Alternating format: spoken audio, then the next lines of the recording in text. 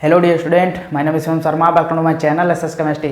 आज हम लोग आए हैं सेफ्टी के 6 लेक्चर में। इसमें हम लोग पढ़ेंगे crystal field splitting in octahedral and tetrahedral. ठीक है, तो सबसे पहले ये चीज़ जान लो कि भाई हम लोग स्प्लिटिंग क्यों करवाते हैं, क्यों ज़रूरी है। देखो, स्प्लिटिंग के बारे में तो बहुत सारे वीडियो आपको यूट्यूब पे मिल जाएंगे और अच्छे से वो लोग एक्सप्लेन भी कर देंगे, समझा देंगे स्प्लिटिंग के बारे में। ठीक है, लेकिन वो लोग ये नहीं बताते कि हम लोग क्यों पढ़ते हैं स्प्लिटिंग को, क्यों ईजी ऑर्बिटल हायर एनर्जी में रहते हैं ऊपर और क्यों T2G ऑर्बिटल लोअर एनर्जी में रहते हैं नीचे। ठीक है, ये चीज़ क्यों जरूरी है, ये चीज़ वो लोग नहीं एक्सप्लेन करते, नहीं समझाते। ठीक है, लेकिन टेंशन ना लो, मैं समझाऊंगा इस लेक्चर में। ठीक है, अच्छे से चीज़ों को ध्यान देना, समझ लेना। देखो, एक चीज़ और जान लो, सेफ्टी जो है बहुत ही इंपॉर्टेंट टॉपिक है। ऐसा कोई एग्जाम नहीं जाता जिसमें सेफ्टी पूछी ना जाती हो। ठीक है, आपके फायदे के लिए मैं बता रहा हूँ, फालतू में ज़्यादा बकवास नहीं कर रहा हूँ। ठीक है, देखो 10 से 15 नंबर के बीच में आती है, पूरा एक्सप्लेन करना है तभी आपको 10 से 15 नंबर मिल पाएंगे। ठीक है, सेफ्टी में जितनी भी हेडिंग इंपॉर्टेंट होती हैं, जितना भी सेफ्टी में होता है, सारा कुछ मैं एक्सप्लेन कर रहा हूँ धीरे धीरे। ये 6 वाला वीडियो है। ठीक है, 6 लेक्चर है और इसके पिछले वीडियो मैंने 5 बनाए हैं, वो भी इंपॉर्टेंट हैं, वो भी आप कंप्लीट कर लो, अच्छे से नोट्स बना लो, कैसे एग्जाम में लिखना है उसी हिसाब से मैं ये सेफ्टी को एक्सप्लेन कर रहा हूँ धीरे धीरे। ठीक है, तो सारी चीज़ें इंपॉर्टेंट हैं सेफ्टी की। स्प्लिटिंग तो बहुत ही ज़्यादा इंपॉर्टेंट है, स्प्लिटिंग के लिए हम लोग सेफ्टी पढ़ते हैं एक्चुअली। ठीक है, तो सबसे पहले ये जानो कि हम लोग स्प्लिटिंग क्यों करवाते हैं, डी ऑर्बिटल की स्प्लिटिंग क्यों करवाते हैं। सेंट्रल मेटल एटम होता है, उनमें डी ऑर्बिटल होते हैं, उनकी स्प्लिटिंग क्यों करवाते हैं, ये चीज़ कोई नहीं बताता। देखो मैं बताऊंगा, अच्छे से आप समझो। देखो, ये वाला जो है, इधर वाला पोर्शन जो है वो यहाँ से इतना, ठीक है, ये वाला पोर्शन जो है वो ऑक्टाहेड्रल, मैंने एक में ही बना दिया, कंफ्यूज मत होना। आप चाहे अलग अलग भी बना सकते हो और एक में भी बना सकते हो। ठीक है, अगर आपको एग्जाम में समझाना है तो आप ऐसे भी समझा सकते हो और इनको अलग अलग करके भी समझा सकते हो, कोई दिक्कत नहीं है। ठीक है, मैंने एक में ही बना दिया, वरना ज़्यादा टाइम नहीं खत्म होगा, इसीलिए मैंने एक में ही ज्वाइंट कर दिया। देखो, इधर वाला पोर्शन जो है वो ऑक्टाहेड्रल कॉम्प्लेक्स जो बनते हैं उनके लिए स्प्लिटिंग है डी ऑर्बिटल्स की, और इधर वाला पोर्शन जो है वो टेट्राहेड्रल कॉम्प्लेक्स जो बनते हैं उनके लिए स्प्लिटिंग है इधर वाली। ठीक है, तो देखो सबसे पहले ये वाली चीज़ जानते हैं हम लोग कि भाई ईजी ऑर्बिटल हायर एनर्जी में क्यों रहते हैं और T2G ऑर्बिटल लोअर एनर्जी में क्यों रहते हैं, और क्यों हम लोग स्प्लिटिंग करवाते हैं, क्यों जरूरी होती है स्प्लिटिंग, क्यों ये dx² - y² dz² ऊपर रहते हैं, क्यों नीचे रहते हैं ये वाले। ठीक है, तो सारी चीज़ें अभी जानेंगे, सारा कन्फ्यूजन आपका दूर हो जाएगा सेफ्टी को लेकर। ठीक है, अच्छे से एक्सप्लेन करूँगा, ऐसे किसी ने एक्सप्लेन नहीं करा होगा। ठीक है, देखो ऑक्टाहेड्रल वाला है, पहले मैं एक ऑक्टाहेड्रल कॉम्प्लेक्स ले लेता हूँ। ठीक है, ऑक्टाहेड्रल कॉम्प्लेक्स कौन कौन से होते हैं। ठीक है, मैं अभी एक एग्जांपल के लिए ले रहा हूँ, निकिल हेक्सासाइनाइड। ठीक है, ये निकिल हेक्सासाइनाइड मैंने ले लिया, ये एक ऑक्टाहेड्रल कॉम्प्लेक्स है। अगर मैं इसकी जियोमेट्री बनाऊँ तो कैसी बनेगी। ठीक है, एक सेंट्रल मेटल एटम होगा, ठीक है, और यहाँ पे 4 लिगेंड लगे होंगे, ये 4 लिगेंड लगे होंगे, और यहाँ पे हैं कितने, 6 लिगेंड हैं। तो एक ऐसे लगा होगा, ठीक है, एक ऐसे लगा होगा, ये कितने हो गए, 1 2 3 4 5 6 लिगेंड इससे ज्वाइंट हो गए। ये इसकी जियोमेट्री हो गई एक्चुअली में। ठीक है, जियोमेट्री, ये इसकी जियोमेट्री है।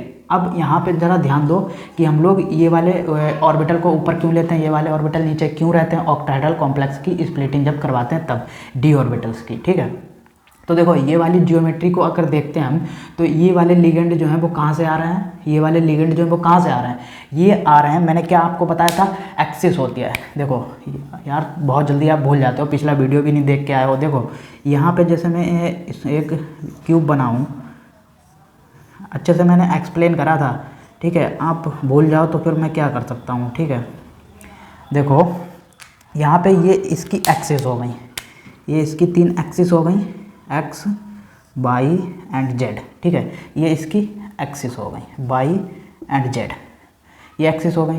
अब यहाँ पे ये 4 लिगेंड जो हैं वो कहाँ से आ रहे हैं, वो यहाँ से आ रहे हैं, इनके बिटवीन जो एक्सिस होती हैं, एक्स वाई जेड जो एक्सिस होती हैं वो इनके बिटवीन। ठीक है, ये वाले लिगेंड जो हैं वो एक्सिस के बीच से आ रहे हैं, एक्सिस के बीच से आ रहा है। अब एक्सिस के बीच वाले ऑर्बिटल कौन से होते हैं, मैंने आपको क्या बताया था जब इनकी शेप कंप्लीट हमने करी थी पिछले वीडियो में, तो देखो उसमें हमने क्या बताया था, ये वाले ऑर्बिटल जो हैं वो एक्सिस के बिटवीन होते हैं। ठीक है, एक्सिस के बिटवीन होते हैं ये वाले 1 2 3। अब देखो ये एक्सिस के बिटवीन वाले तो हो गए, लेकिन ये जो 2 ऑर्बिटल हैं ये कहाँ से आते हैं, ये एक्सिस से आते हैं, ये एक्सिस पे प्रेजेंट होते हैं। ठीक है, ये एक्सिस पे प्रेजेंट होते हैं, ये एक्सिस से आते हैं। एक मिनट रुको ज़रा, मैं इसको रफ़ करने के लिए थोड़ा सा वो ले लेता हूँ कपड़ा। हाँ तो देखो कहाँ पे थे, यहाँ पे आप इतनी चीज़ समझ गए। देखो ये जो ऑर्बिटल हैं वो एक्सिस से आते हैं, एक्सिस पे प्रेजेंट होते हैं, ठीक है, सॉरी एक्सिस पे प्रेजेंट होते हैं, लिगेंड आते हैं एक्सिस से जुड़ने के लिए, ठीक है। और ये वाले ऑर्बिटल जो होते हैं वो एक्सिस के बिटवीन प्रेजेंट होते हैं, तो इसको मिटा दें, कोई दिक्कत वाली बात नहीं है। यहाँ पे इतनी चीज़ मैंने खाली समझाने के लिए आपको बनाई थी। अब यहाँ पे देखो इसकी जियोमेट्री जो है, ये वाले जो हैं वो एक्सिस वाले हैं, तो यहाँ पे एक्सिस वाले ऑर्बिटल हमारे कौन से हैं, उनको हायर एनर्जी में रखेंगे, ठीक है। क्यों रखेंगे, क्योंकि इनके लिए हमको ज़्यादा एनर्जी की ज़रूरत है, ठीक है। इनके लिए हमको ज़्यादा एनर्जी क्यों ज़रूरत है, इसलिए ज़रूरत है कि भाई ये लिगेंड जो है यहाँ पे तो ये बना लेंगे, बॉन्ड आसानी से बना लेंगे, ठीक है। अब जब यहाँ पे इनको 6 बनाने हैं, ठीक है, तो यहाँ पे ये स्प्लिटिंग क्यों करेंगे, स्प्लिटिंग इसलिए करेंगे कि यहाँ पे 5 हैं और इनको बनाने कितने हैं 6, ठीक है। तो यहाँ पे क्या होगा, यहाँ पे एक्साइटेड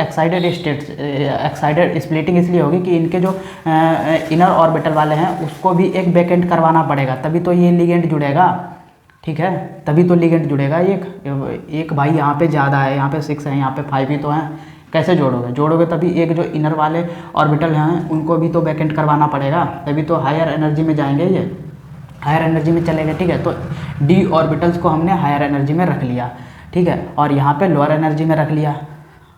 तो यहाँ पे ऑक्टाहेड्रल के लिए आप समझ गए, ठीक है। अब यहाँ पे देखो थोड़ी देर के लिए मैं यहाँ पे ये वाला यहाँ पे मिटा देता हूँ और ये चीज़ भी मिटा देता हूँ।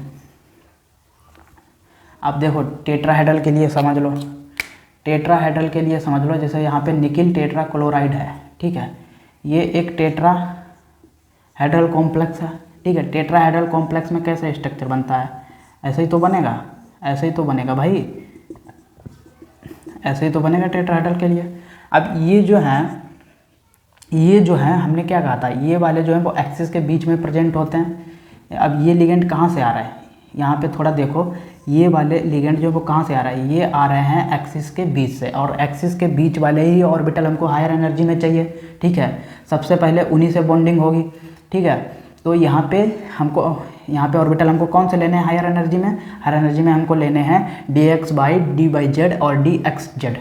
अगर आपके समझ में कॉन्सेप्ट आ गया, ठीक है, तो आप स्ट्रक्चर भी इजीली बना सकते हो। सारी चीज़ें आपको रटने की ज़रूरत नहीं है, आप कॉन्सेप्ट को समझो, अच्छे से चीज़ें समझ में आएंगी, ठीक है। ये वाले जो लिगेंड आ रहे हैं वो एक्सिस से आ रहे हैं, तो हमको एक्सिस वाले हायर एनर्जी में लेने हैं, ठीक है। और फिर यहाँ पे ईजी वाले जो हैं वो लोअर एनर्जी में जाएंगे। ये टेट्राहेड्रल के लिए है, ये ऑक्टाहेड्रल के लिए है, ठीक है। तो आई होप आप इतनी चीज़ समझ गए होंगे, इसीलिए हम लोग स्प्लिटिंग करवाते हैं, इसीलिए हम लोग जो है स्प्लिटिंग करवाते हैं ऑक्टाहेड्रल और टेट्राहेड्रल के लिए। तो आई होप आप अच्छे से समझ गए होंगे, इतनी बात आपके समझ में आई होगी, कोई दिक्कत वाली बात है नहीं है, ठीक है। अब देखो स्प्लिटिंग कैसे होगी, यहाँ पे स्प्लिटिंग के लिए हमको पहले सेम डी ऑर्बिटल्स लें जो सेंट्रल मेटल एटम होता है कॉम्प्लेक्स का, जैसे निकिल अभी मैंने यहाँ पे लिया था, ये सेंट्रल मेटल एटम होता है, इसके डी ऑर्बिटल जो होते हैं पहले मैं उनको लूँगा, यहाँ पे सेम एनर्जी के डी जनरेट हैं, अभी इनसे कोई मतलब लिगेंड नहीं जुड़ रहा, कॉम्प्लेक्स नहीं बन रहा, तभी ये जो हैं वो सेम है। जब इनसे लिगेंड जुड़ने आएंगे तब इनके जो डी ऑर्बिटल हैं वो स्प्लिट हो जाएंगे, ठीक है, बदल जाएंगे एनर्जी में। कुछ ईजी ऑर्बिटल जो हैं वो हायर एनर्जी में चले जाएंगे, एक्सिस वाले हैं ये, अभी मैंने आपको पीछे में बताया, ध्यान रखनी होंगी सारी चीज़ें, अगर ध्यान ना रख पाओ तो नोट कर लो सारी चीज़ों को, ठीक है। और यहाँ पे dx/dy/z और dxz ये लोअर एनर्जी में है, इनको हम बोलते हैं T2g, और यहाँ पे मैंने सिंबल के द्वारा जो है शो कर दिया है, ये लोअर एनर्जी के। और देखो इनकी एनर्जी जो है वो डेल्टा नॉट, ये पूरी एनर्जी जो है वो डेल्टा नॉट से डिनोट करते हैं, इसको हम क्या कहते हैं, crystal field stabilising energy, crystal field splitting energy, ठीक है, इसको हम कहते हैं। इसको क्यों कहते हैं splitting, crystal field splitting energy क्यों कहते हैं, इसलिए कहते हैं क्योंकि भाई यहाँ पे कोई ना कोई इलेक्ट्रॉन होंगे, जैसे यहाँ पे ये इलेक्ट्रॉन मान लो, ये इलेक्ट्रॉन 5 हैं, ठीक है, 5 इलेक्ट्रॉन यहाँ पे भरे हुए हैं, 3 भर गए, ठीक है। अब जैसे 2 इलेक्ट्रॉन ऊपर जाने हैं, तो जैसे 2 इलेक्ट्रॉन ऊपर पहुँचे, ठीक है, अब इनमें कुछ ना कुछ एनर्जी तो लगी होगी, जैसे मैं यहाँ पे कोई क्रिकेट बॉल फेंकता हूँ, ठीक है, तो यहाँ पे कोई ना कोई एनर्जी तो लगी, तो ये वही कंडीशन यहाँ पे भी है। यहाँ पे इलेक्ट्रॉन जब ऊपर जंप करके जाएंगे तो इनमें कुछ ना कुछ एनर्जी लगेगी। अब एनर्जी लगेगी, उसी एनर्जी को हम लोग क्या कहते हैं, CFSE energy, crystal field splitting energy, ठीक है। अब मैं इनको मिटा देता हूँ, मैंने समझाने के लिए यहाँ पे इलेक्ट्रॉन जो है वो फिल कर दिए थे। तो कोई दिक्कत वाली बात नहीं है, इतना ज़्यादा टफ नहीं है ये कॉन्सेप्ट, आप अच्छे से समझ जाएंगे, बस ध्यान देने की ज़रूरत है। तो और यहाँ पे इस वाली एनर्जी को कहते हैं +0.6 डेल्टा नॉट, इसको इससे डिनोट करते हैं, इसको इससे डिनोट करते हैं, ठीक है। अब यहाँ पे क्या है, टेट्राहेड्रल कॉम्प्लेक्स के लिए ये वाली एनर्जी जो है वो +0.4 रहेगी और यहाँ पे -0.6 रहेगी, ठीक है। यहाँ पे dx² - y² dz² जो है ऑर्बिटल जो है वो नीचे आ जाएंगे और ये वाले T2g वो हैं ऊपर जाएंगे। ये हायर एनर्जी, ये लोअर एनर्जी, ये टेट्राहेड्रल के लिए, ये ऑक्टाहेड्रल कॉम्प्लेक्स के लिए। तो यहाँ पे कोई दिक्कत वाली बात है नहीं, कंफ्यूज होना नहीं है। चाहे तो आप अलग अलग भी बना सकते हैं, चाहे आप एक में ही बना सकते हैं, टेट्राहेड्रल और ऑक्टाहेड्रल के लिए, ठीक है। 2 पोर्शन मैंने बनाए हैं, एक उधर एक इधर। तो आई होप आप अच्छे से समझ गए होंगे कि भाई हम लोग स्प्लिटिंग क्यों करवाते हैं डी ऑर्बिटल्स की, और कॉम्प्लेक्स कैसे बनते हैं, और यहाँ पे स्प्लिटिंग कैसे होती है, ऑक्टाहेड्रल के लिए कैसे होती है स्प्लिटिंग, और टेट्राहेड्रल के लिए कैसे होती है, ठीक है। तो सारी चीज़ें नोट कर लो, बहुत ज़्यादा इंपॉर्टेंट है, एग्जाम में आपको अच्छे से लिखना है, पूरा एक्सप्लेन करना है CFT को।